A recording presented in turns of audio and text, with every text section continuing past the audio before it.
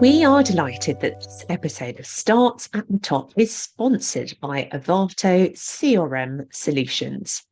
Avato CRM Solutions designs and delivers award-winning customer service, business process outsourcing, and digital and intelligent automation solutions for some of the world's most respected brands, as well as innovative charity and public sector clients. They partner with clients to help them define their customer experience and transformation strategies by implementing the right technology, people, and processes to improve their customer journey while driving new efficiencies and helping them prepare for the future. To find out more about how Avato CRM Solutions could help an organisation like yours, and to receive a free, no obligation chat, visit avato.co.uk/Wales Air Ambulance.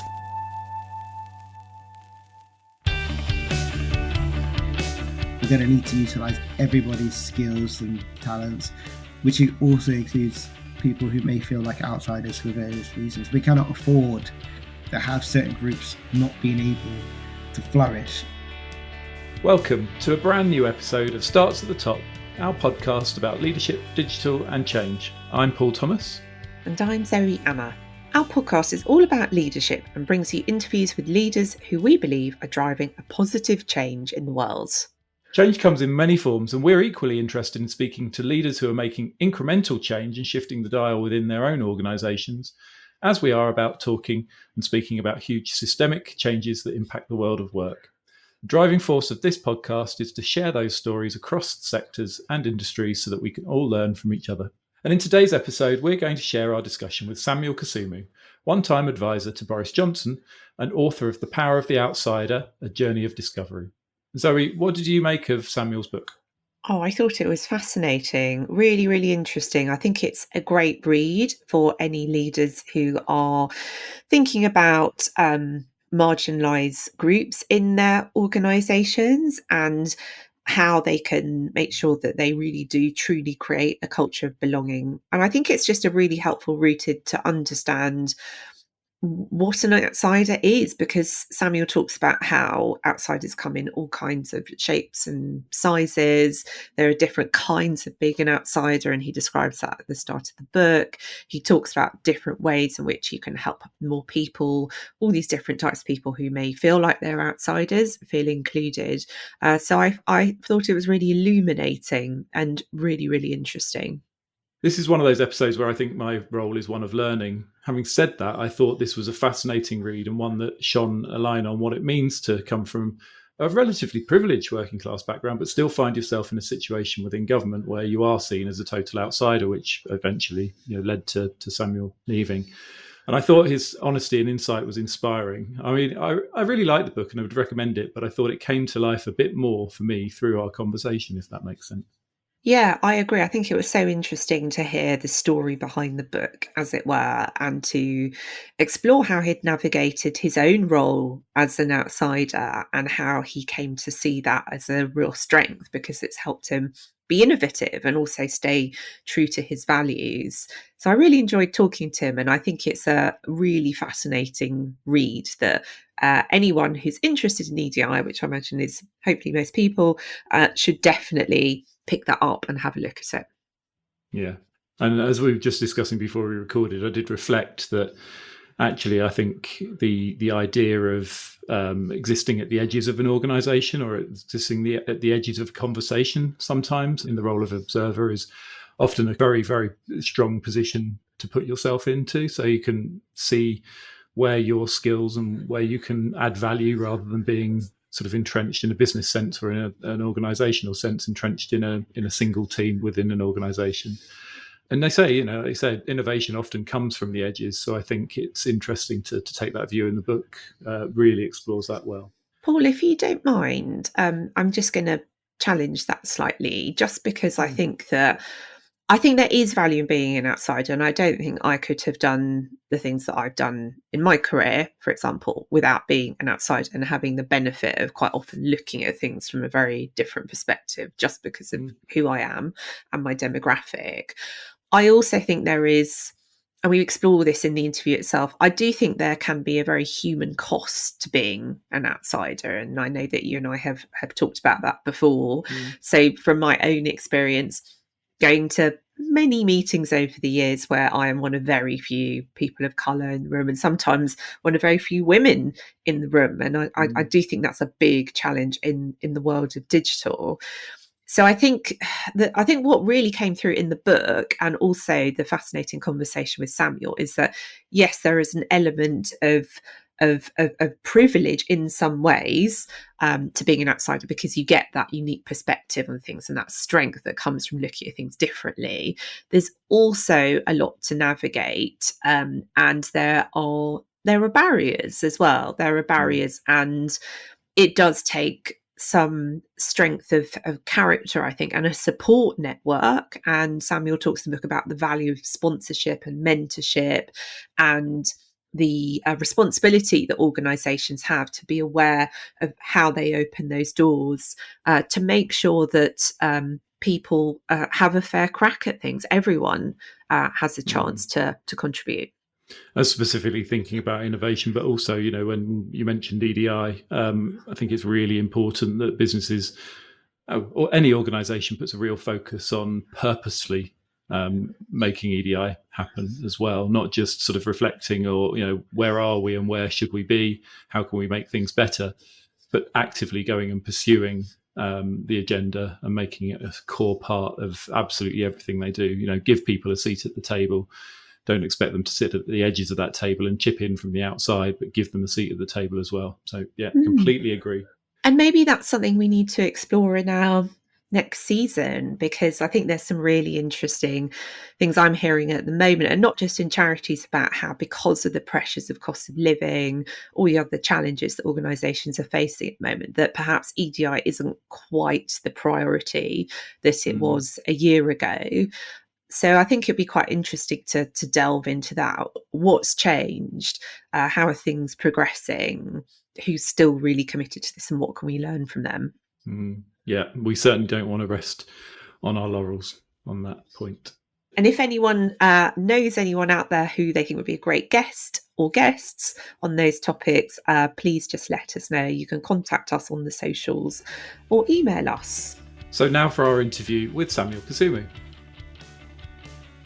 We are very excited to welcome Samuel Kasumu to our podcast today. Samuel is an award-winning social entrepreneur, commentator and strategist. He is the founder of Inclusive Boards, an executive headhunting firm, and has been involved in setting up and growing a number of initiatives to support the progress of Britain's Black and minority ethnic population. He has won numerous awards for his work, including Barclays Business Enterprise Award, CBI's Young Star of Enterprise Award, and Entrepreneur Champion of the Year. He is the author of The Power of the Outsider, his first book, and it's about his experiences of being the most senior Black advisor in Boris Johnson's government, along with the value that outsiders bring and how difference can be a huge force for good. Samuel, welcome to Starts at the Top. We're so happy to have you here. Thank you for having me, Zoe and Paul. Congratulations on the book.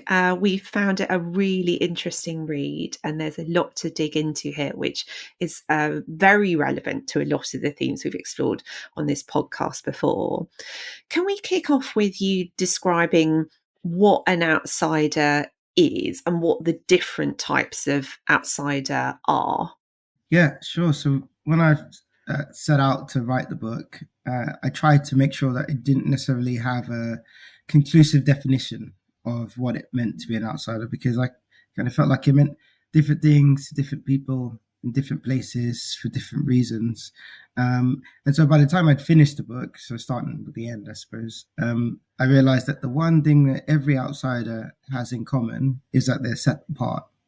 And the one thing that you could add to a definition that would allow people to, I guess, be rooted in their outsiderness is that they're set apart for a reason. And so that's the definition I use. An outsider is somebody that is different from a group or an environment, but they're different for a reason. They're not just different. They're different because there's a value that they bring.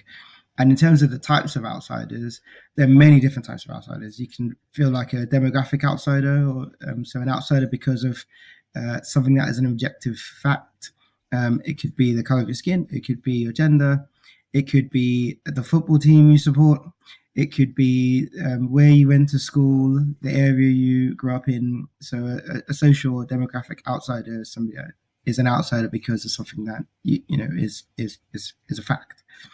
You could also be an outsider because although you might look the same or sound the same or be the same objectively as everybody else, for some reason you feel a bit different. So you could be a psychological outsider, and that is an outsider that you might find in a family context where you are, you have the same mother and father as all your siblings, but you're the quiet one, the introvert. Or there might be something that just makes you feel like, although you might be like everybody else in your environment, you are different.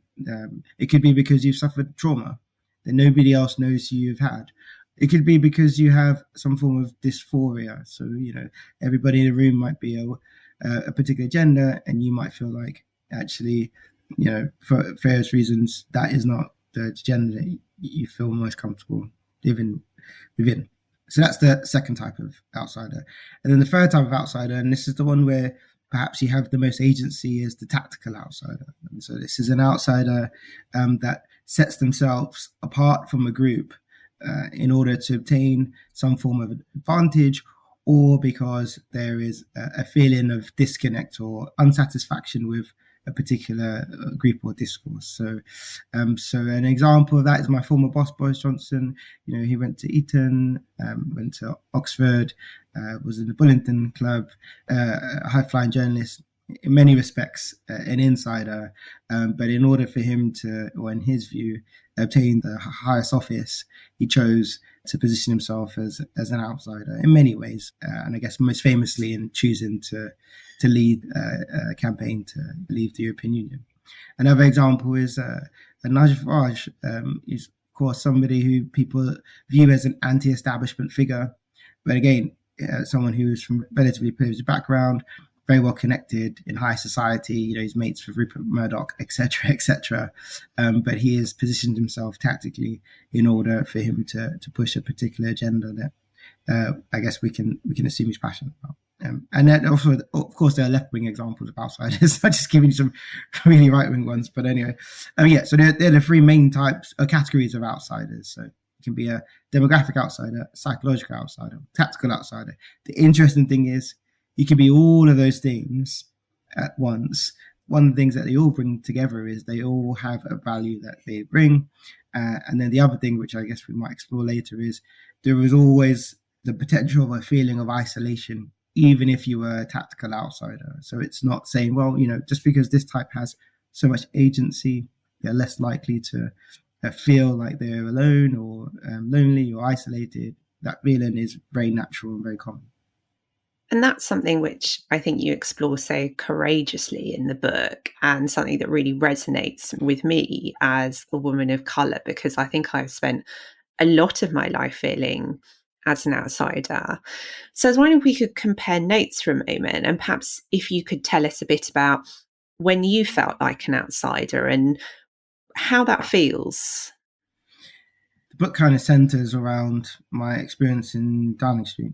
So when I entered number 10, I was quite different from the rest of my colleagues in the sense that I wasn't part of Boris Johnson's City Hall gang. So when he was Mayor of London, I didn't work with him then. I never played a leading role in leaving the European Union, so I wasn't part of the Vote Leave set. So Dominic Cummings, Lee Kane, etc. So I didn't come in with them.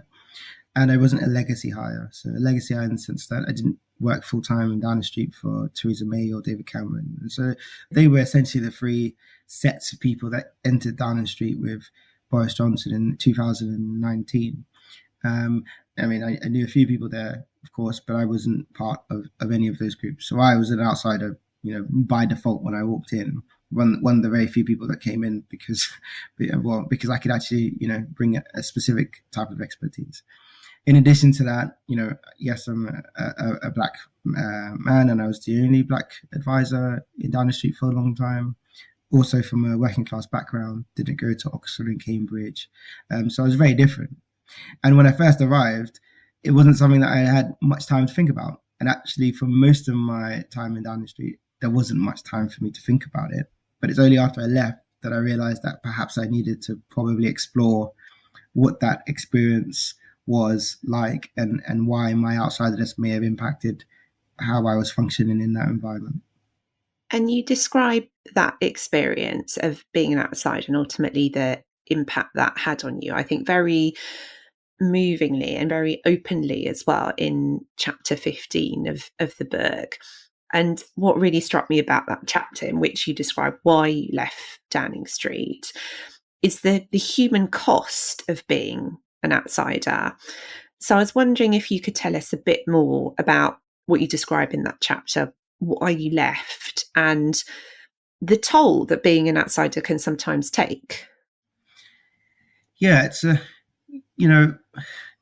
throughout the book, I mean, chapter 15 was towards the latter part, but throughout the book, I tried to start with a values first perspective, saying, well, actually, let's first understand that being an outsider is not a bad thing, right?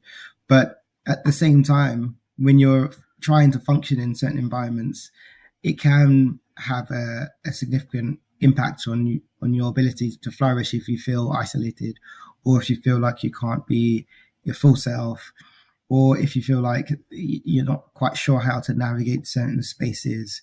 And so when I was in Downing Street, there were times when, of course, I felt like, well, I know why I'm here. Technically, I represent the majority, because most people didn't go to Oxford or Cambridge. Most people are not from the upper echelons or have family members from the upper echelons in society. So there are times I try to remind myself that actually, although I might be an outsider in here, technically I represent more people than most of the folks in a similar position to myself. But that didn't mean that it didn't take its toll on me. And some of the challenges I had was around not necessarily being able to communicate how I was feeling or the things I was going through, because there was always this feeling that perhaps I needed to make sure that I could demonstrate that I could hold my own, or I didn't want to push certain buttons that would result in me maybe being even further isolated. It's a political environment, loads of really powerful people, and the last thing you want is not to be able to progress or push on in your work, because some people feel like, well, he's a bit too different, or he's not really on our side. So those are some of the things I was having to navigate. In addition to that, everybody in life has their own personal challenges in their own environments, whether it's at home or wherever.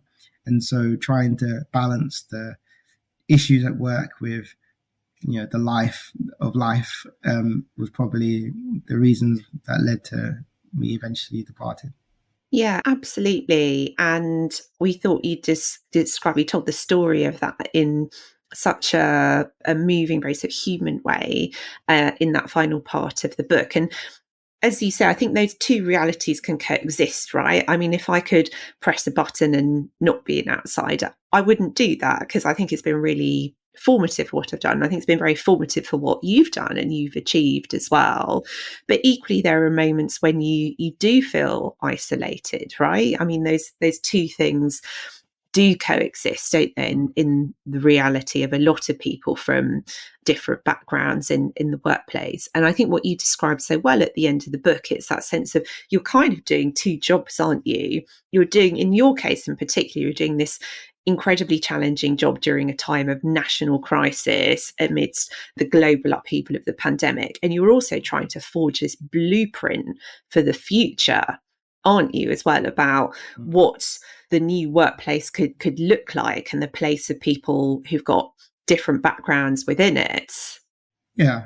And I think the challenge is, particularly in the West, and we can talk about the UK, is we've never really been in this moment before where you have so many different types of people entering spaces that were the preserve of elites. And so, more people are going to university, we can have a debate around how we feel about that. But nonetheless, there are people who are going into education and a parent for the first time in their family. There are people who are we've never looked this way in terms of our ethnic makeup. And so, there are places that were always full of like the Foreign Office, which when I met, in the book, I speak to Samuel Kasumu, who was a really high-flying individual in the Foreign Office. And there was never people like him, 30 odd years ago. And even now, it's still a very tough place to get into if you're not from a particular type of background. But we're making progress. And as a result of that progress, we don't necessarily all know how to function. And that is not just on people who are part of elite groups, but also people who are entering for the first time. So everybody is trying to figure it out. And we're not necessarily afforded the space to be honest about that, And so what I tried my best to do in the book is give people that space and say, look, actually, these are really important questions. We don't all know the answers. And unfortunately, we all have to sound like we know the answers because that's what society demands. But actually, maybe we just need to try and understand people a bit better. In fact, maybe we just need to try and understand ourselves a bit better first, because if we can understand ourselves, then maybe we might be a bit more gracious towards folks who will inevitably get it wrong.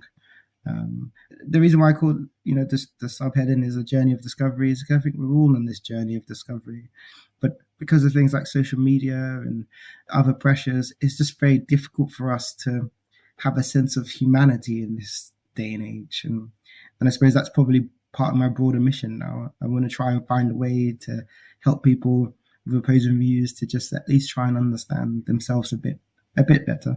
Do you think it's possible to do that within Westminster? Do you think that's possibly the sort of the worst environment? We interviewed Ian Dunt about his book, How Westminster Works and Why It Doesn't. And he described this role of the sort of the specialist advisors, the SPADs, within Westminster as being these people that are absolutely necessary to the diversity of thinking within government, because government ministers, MPs are of a specific type that's really hard to infiltrate, I guess. But the specialist advisors are there. But I mean, I just to go around the houses of it. I come from my recent work background is working for professional services, and I've always been quite taken by the fact that in a partner-led organisation, the partners assume this role of responsibility, almost like the MPs of Westminster, where they sort of take the roles, the sort of leadership roles in places like HR and marketing and functions like that, despite the fact that they don't have any specialist knowledge at all. So into that environment, if you're putting yourself in that environment as the specialist advisor, do you think, is that role doomed to failure? Is it short term, go in and make an impact, or can you really affect real change? It's a good question, Paul. I mean, I always joke and say I outlasted Dominic Cummings, Lee Kane, and a bunch of other folks. So, but the turnover is relatively high because it's a high pressured environment. Everybody who's a special advisor, particularly down the street, has a lot of power, and so you're having to navigate each other more than you're trying to navigate ministers, etc. To be honest, particularly in the environment I was in, which wasn't the most functional. I think you can be successful as a special advisor, but a lot of things need to align. I think most people, whether they like me or not, or they agreed with me leaving or not, would attest to the fact that I was pretty good at my job. But that was mainly because I had experiences that other people didn't. I was just very used to doing stuff and not waiting around for conversations, and that's why I ended up leading on the vaccine deployment, because some of the others would have probably just been more interested in having policy conversations, whereas I was quite keen to drive the campaign forward. We'll drive it like a campaign, make sure we understood different groups and the variables across the country that would have led to it being successful. So I think you can be successful at the job. You need to have a good prime minister. You need to have good secretaries of state who understand their role. You need to have decent people who have the right skills in place. But I guess separate to that, can Westminster function well? I think the answer is yes, but again, it goes back to having good people. Politicians often only focus their minds on the next election, and even a half decent prime minister will try and get really tough things done in year 1 and year 2, so that they can then refocus on the next election. And so most politicians are so focused on the 5-year cycle in this country that it's very difficult for us to have people who have a long-term view and people who are trying to make the case for doing the right thing. And I think that's what we need more of. We need more people who are able to say, well, actually, is this really going to be the best thing to do for the country, looking 10, 20 years from now? And we don't have people maybe who are, I don't want to say smart enough, but maybe talented enough in Westminster to do that well right now, to be honest.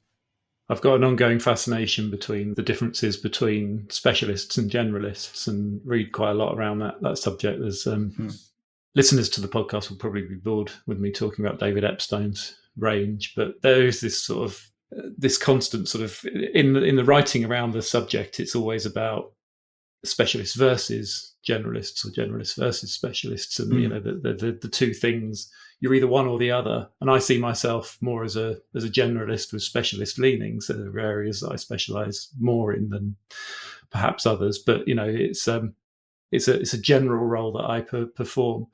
Do you think those two can coexist? Is one sort of outweighed or overruled within Westminster? Do you think do we need to sort of talk more about generalism and specialism combining and working together? And is that easy to achieve, do you think? Yeah, it's a good question. I don't think there are many, particularly at the very highest levels. I don't think there are many specialists, to be honest, in Westminster. No.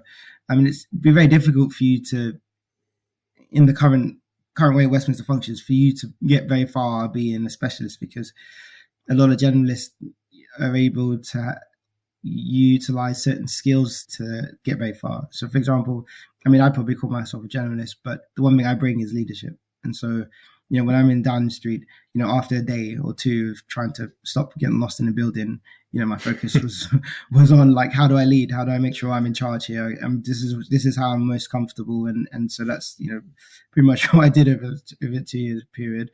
But special advisors aside, big issue in Westminster is for you to become a member of Parliament, usually, you know, I would say for most parties, particularly, you know, the Conservative Party, you need to go and knock on loads of doors. You need to go and make calls at the campaign headquarters. You need to go and brown nose and some dinners. And you need to get some people knowing you. Should that really be enough? I don't think so. And so what you end up with is a bunch of mediocre journalists, not necessarily journalists who also bring in leadership capacity or, you know, corporate experience or experience in education. You just folks who've been knocking on doors for the last 3 or 4 years is who you get. And with the Labour movement, it's slightly different because usually you need to be a member of a union, or more often than not, but it's still kind of like the same. So you're a member of the union, you know, do the members of the union in that particular seat know who you are? You know, are the unions backing you? But what does that have to do with, you know, whether or not you bring specialists or even, you know, high level generalist skills to the table?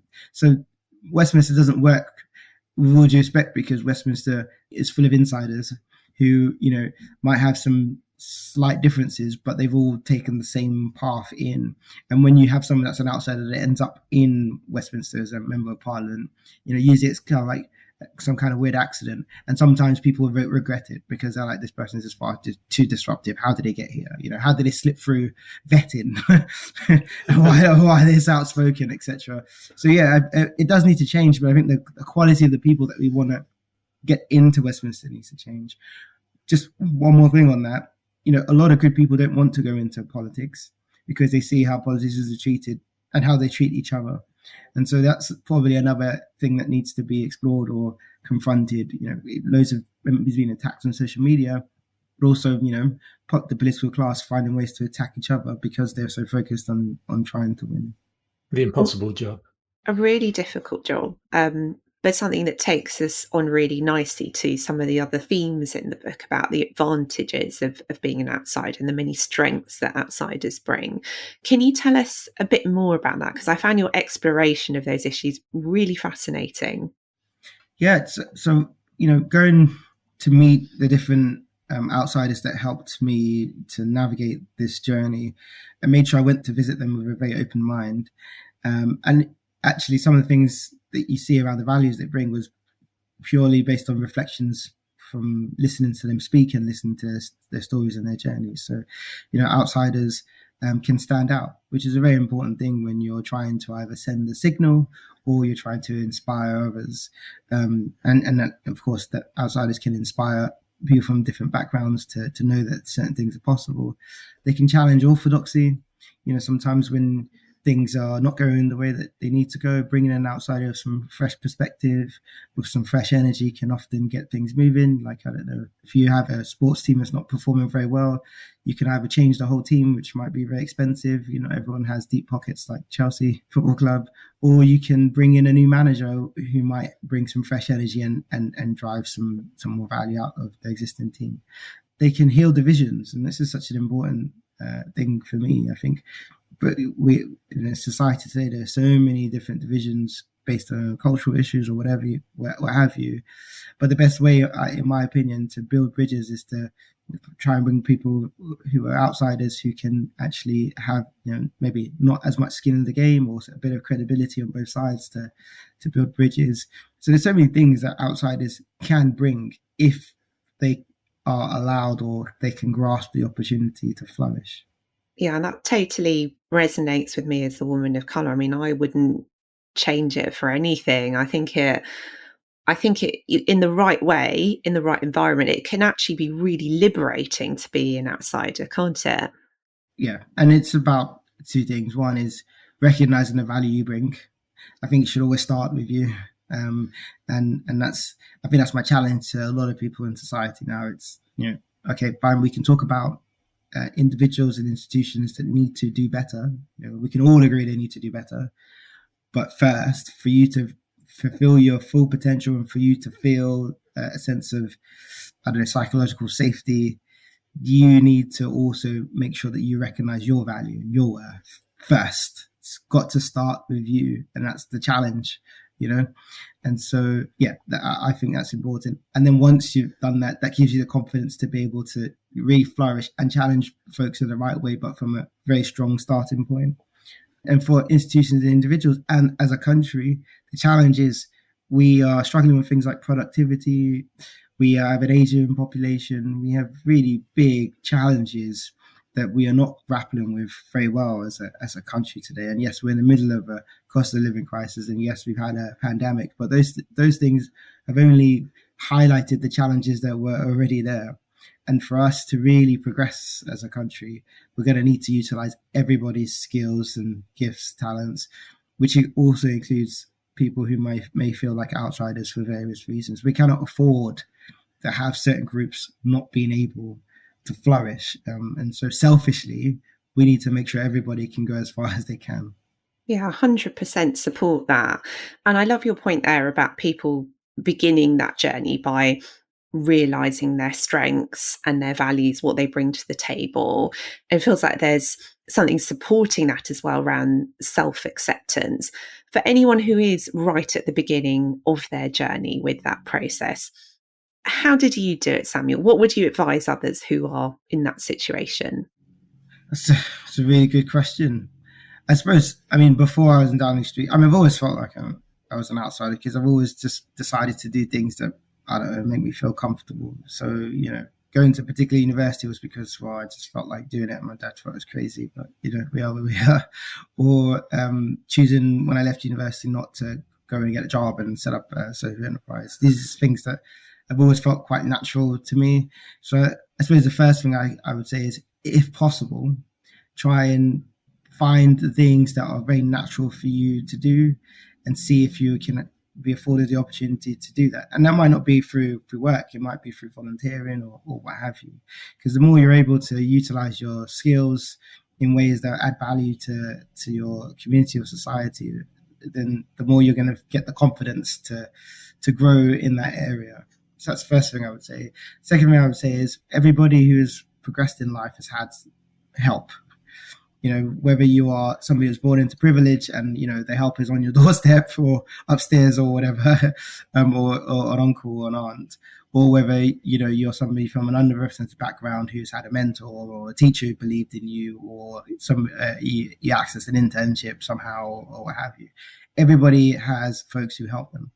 And so if you want to be in a position where you can get that help, then you need to also be someone willing to give that help to. And so I'd say, like, make sure you're giving back, make sure you're mentoring yourself, and so that, you know, you understand the dynamics of how to get the help you need. Personal branding is, of course, very, very important. So what is it you bring to the table?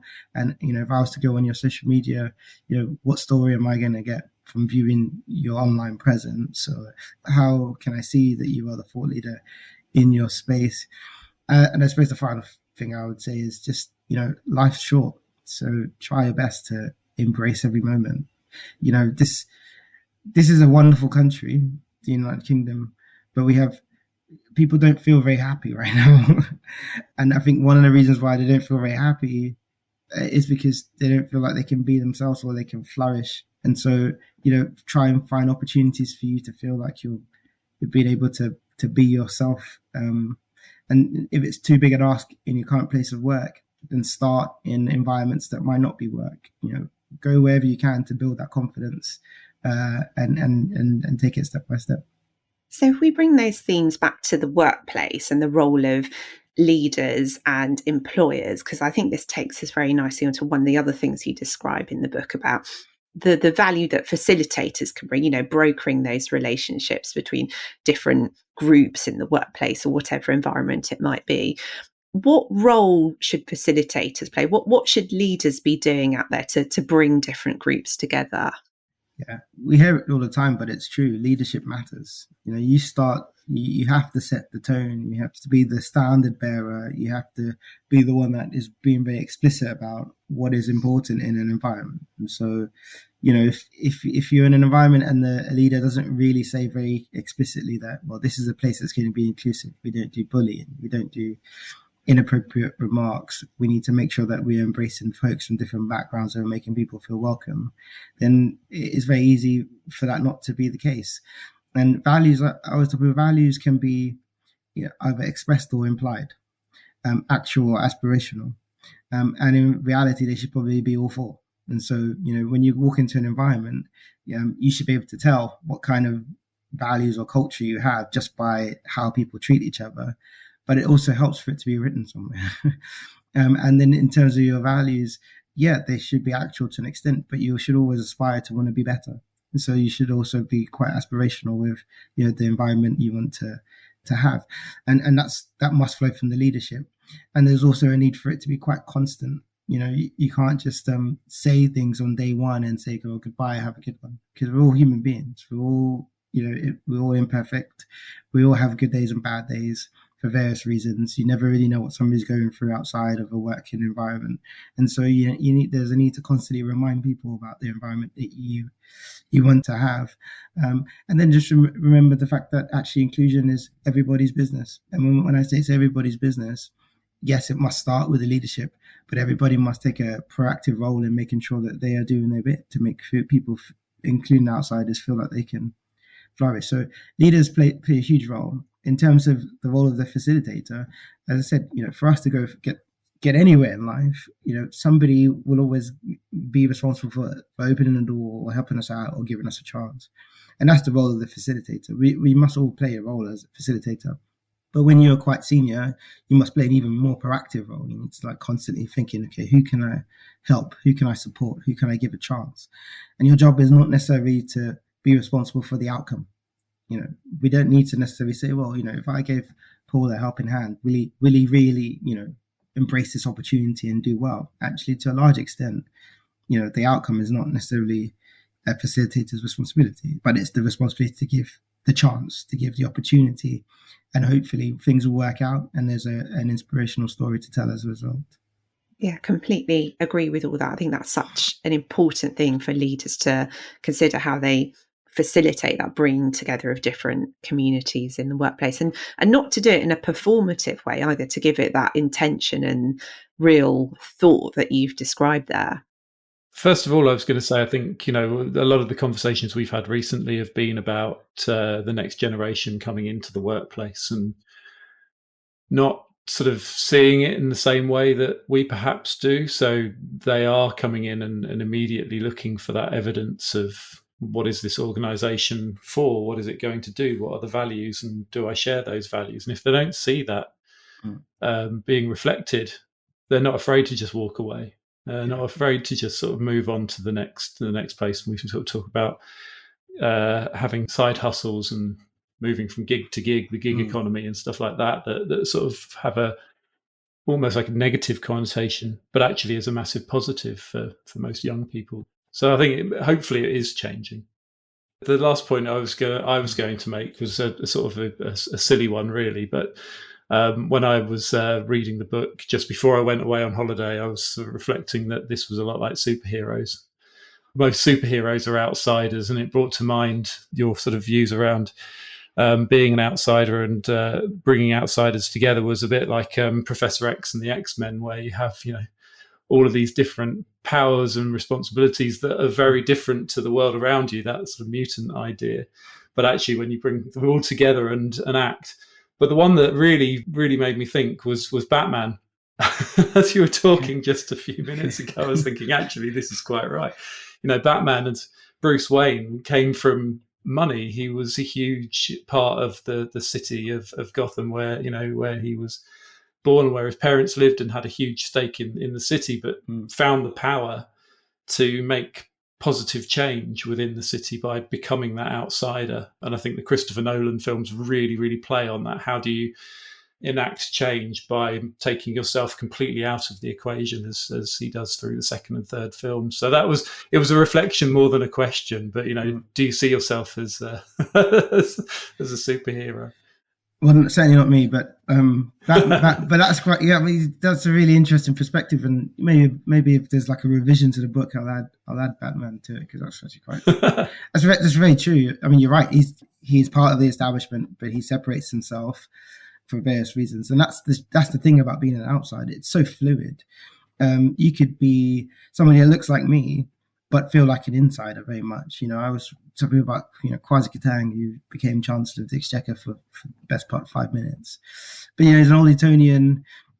He's very much more comfortable in certain environments than I am, and so it's such a fluid interest in science, but it's an important one. And if people can understand the phenomenon more, it will just allow them to not just understand themselves, but be able to understand how and why society functions the way it does. I mean, I was so surprised that the subject matter was just so under researched, and this journey's just begun for me because the book came out in June. But the hope is that over the next 2 or 3 or 4 years, we can really socialize the subject. And as you mentioned, a lot of younger people, the next generation, are going into working environments, and they have so many expectations about how and why the environment should function in particular ways. And so you've even got this generational divide, and actually some people who are from previous generations who are now feel a bit isolated themselves. They feel like, well, actually, I don't quite understand certain values sets that maybe younger people have, and I don't necessarily fully agree with them, but I'm losing my voice in this environment. And so the challenge is we need to find a way for everybody to better understand themselves and each other, and be more accepting of this journey that we're all on. And so, as I say, so often in life, I've come across people who sound like they completely understand what needs to happen, or why we are where we are, or what the right perspective must be. But I always try to remind people that we have never, and I said this earlier, we have never been in a moment like this. Society has never looked or felt this way before. And so therefore, everybody's best ideas is still part of a really interesting social experiment. And we just all need to find a way to be able to muck in together and try and figure it out as a society. Because if we don't, the future may look or may be very, very bleak. And that's what we need to try and avoid. Yeah, I think you're absolutely right on that, Samuel. And it's so interesting what you say about the generational shift. I went in to talk to my daughter's school recently about inclusion, and they really were very much of the mind, well, why wouldn't we accept people who are different? Whereas I think my generation, a lot of things I had to fight for have been about, well, why would we accept these different ways of thinking and being? And I think it's going to be so exciting when that younger generation really starts to come into the workplace, because those older generations are going to get a lot of challenge. And as you say, it needs to happen. So exciting times ahead on that. Samuel, thank you so much. We've loved talking to you. I think this book is something which every leader should read, and it's such an important contribution to many of the themes that we've talked about on this podcast around leadership, around workplace culture, and ultimately how we can help everyone belong. So thank you so much for writing it, and thank you for naming all of these elephants in the room, which you and I will see every day and which need to be talked about, which need to be tackled, and which can ultimately help make things better for everyone. So thank you for coming on today, and thank you for sharing this wonderful book. Oh, thank you for having me, and thank you for reading the book. Our pleasure. And will you be writing another one? Yes. I owe my current editor some work, which I haven't done yet. But yeah, there's a second book. Exciting. Well, do keep us posted. Our thanks to Samuel for his time and contribution to the podcast. The Power of the Outsider, A Journey of Discovery, is published by Hodder Books and is available now. And we'll share a link to where you can buy the book in the show notes. And just briefly, speaking of books, I've also included a link to a blog in the show notes about some other fantastic books that we would highly recommend to our listeners. Our next episode's going to be out now in a couple of weeks, and we'll be with Eloise Skinner, who is an author, founder and psychotherapist, and we'll be talking to her about purpose at work. You can support the podcast by leaving us a 5-star review wherever you listen to us, whether that's Apple Podcasts, Spotify or Google, or simply hit share on the episode and send it to someone who it's made you think of. Thank you for listening. Thank you very much for listening, and bye for now.